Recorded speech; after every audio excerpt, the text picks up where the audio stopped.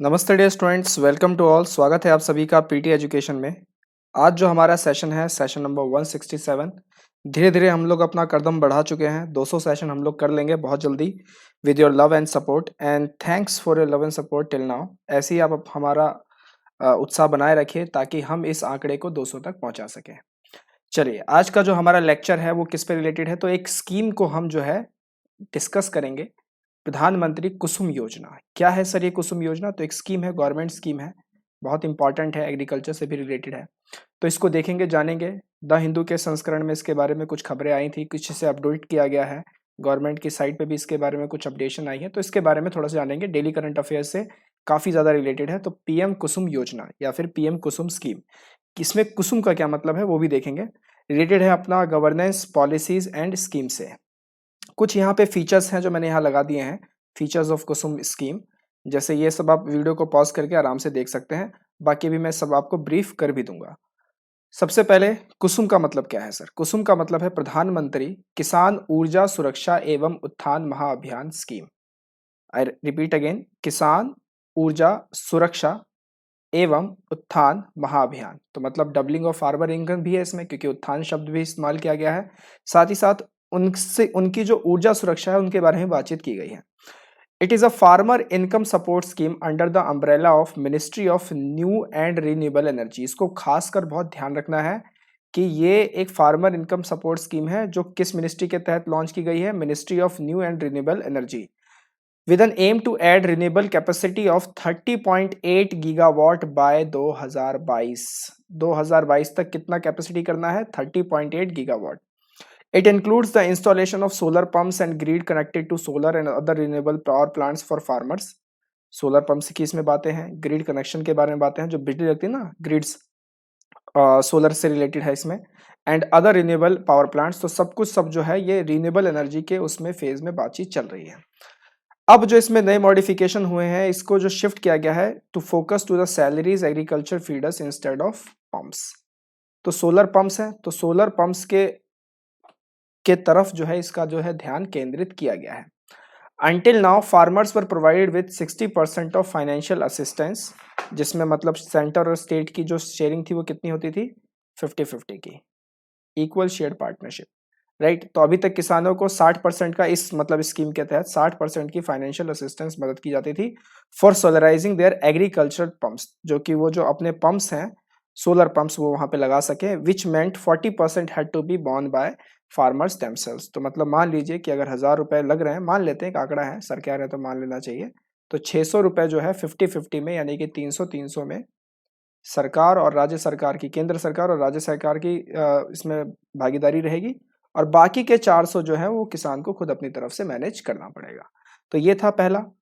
अब इसमें क्या है कि अब सेंटर ने इसमें जो अपडेट किए हैं, न्यू अपडेट्स आप देख सकते हैं, राइट। सेंटर ने जो इसमें अपडेट किए हैं वो ये है कि centre will now bear 30% of cost of building as a smaller solar plant to supply electricity to the feeder and balance 70% would be borne by state owned discoms.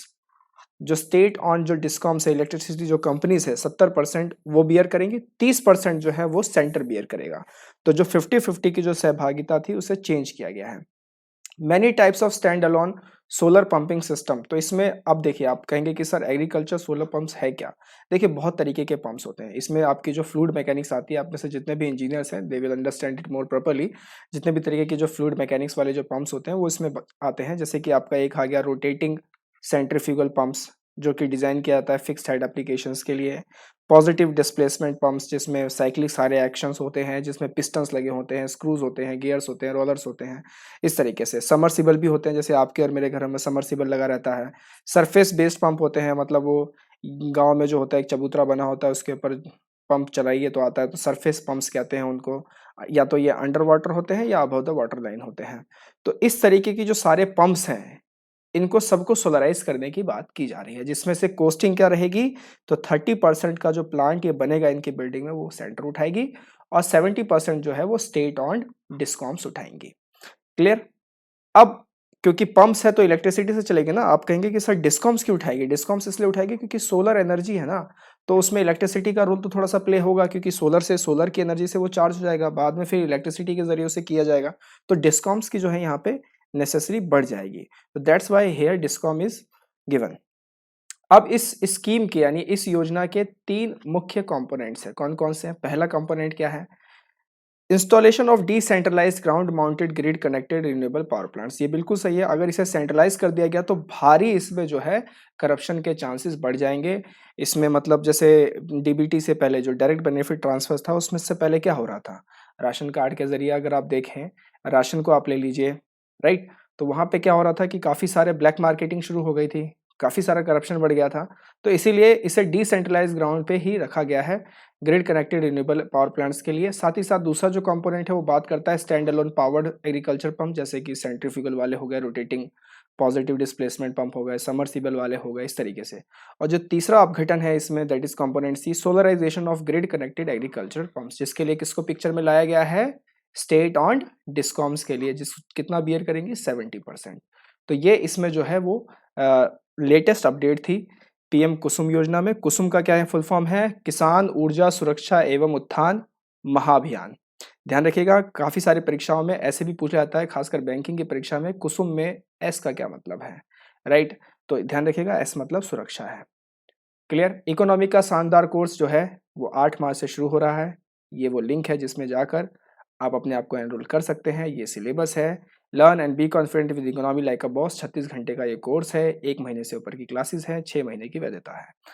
चलते हैं, पीटी के सब्सक्रिप्शन कोर्सेज ऑन है, आइए खुद को enrol कीजिए। CA booster premium level 1 में, power of 10 level 2 में, जिसमें आपको मिलेगा एक्सीलेंट 10 एडिटोरियल एनालिसिस। टीम लगातार आपके लिए मेहनत कर रही है। इस लिंक पर आके आप अपने आप को एनरोल कर सकते हैं। एनरिच कंटेंट है, रेगुलर स्टडी है और बहुत अच्छा ग्रुप है। साथ ही साथ करंट अफेयर्स की एनुअल कंपाइलेशन आ चुकी है, बहुत ही मतलब लो कॉस्ट प्राइस में।